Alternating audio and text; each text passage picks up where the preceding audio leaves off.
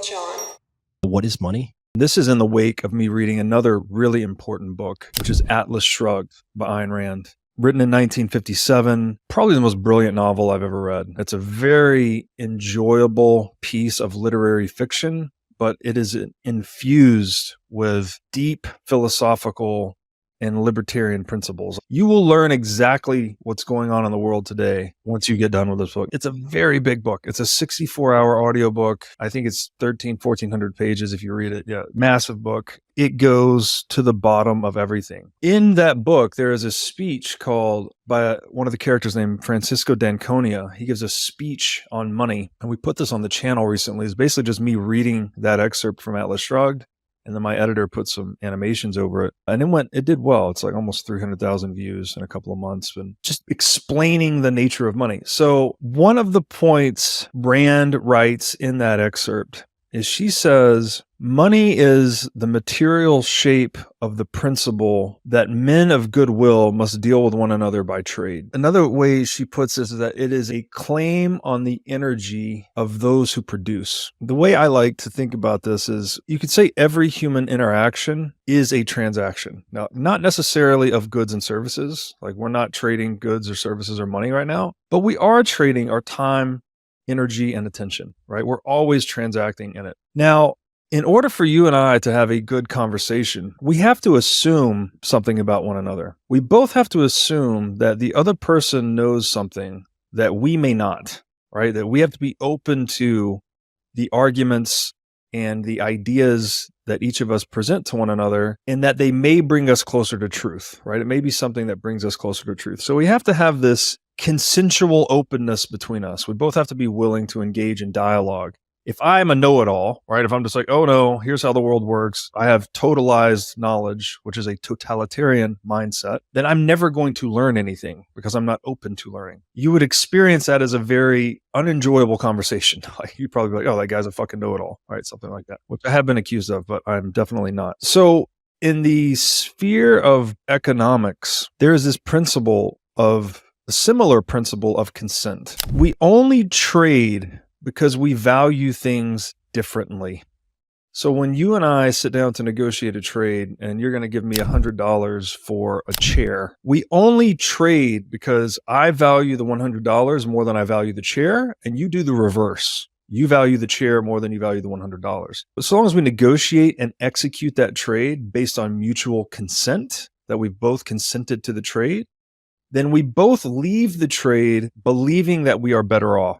How does Ayn Rand define value? She says, value is that which man acts to gain or keep. So if we've both left a trade better off, then we have created new value, right? You have a more valuable life with the chair. I have a more valuable life with the $100. Now, of course, this isn't a financial profit. This is a psychological profit, right? It could be the case that the chair doesn't work or the $100 gets inflated or whatever, but we at least leave the trade believing on our own merits, on our own perception and perspectives that we are better off. So the point here is that consent, mutual consent, bilateral consent in every exchange is necessary for the creation of value. Now, if instead we assume that coercion is a component of an exchange, then you are actually destroying value, or at least leaving value neutral, because the coerced party, the person with the proverbial gun pointed at them, would not engage in the trade. When a coerced person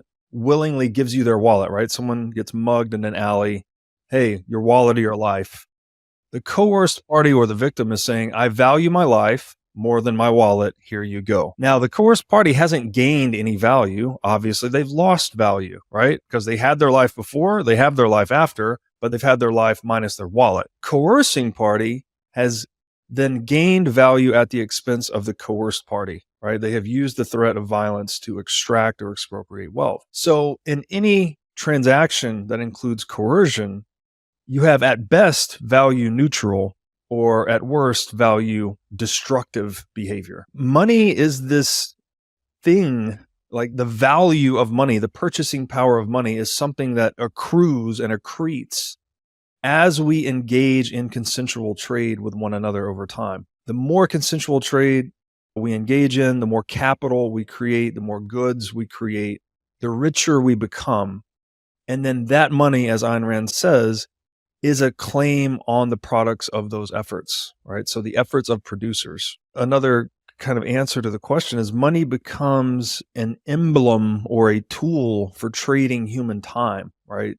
We know the old adage, time is money, but we can also flip it and say money is time, right? They're very, very closely correlated. And this is somewhat intuitively obvious. Most people in the world go to work and they trade their time for money, right? That is a wage. And then you take that money out into the marketplace and you trade that money for the time of others, right? The guy that cooks your meal, the guy that makes your shoes, whatever it may be. So we are literally trading our time with one another through the medium of money. This allows us to do something interesting, which is economic specialization, that we can each focus on one thing and be really good at it. We can then trade with other specialists through money, and then we all get to enjoy the best fruits of one another's labor. It's this ultimate tool for human cooperation and scaling what the economists call the division of labor, which is basically we're actually creating more utility of our time through cooperation than we do working in isolation.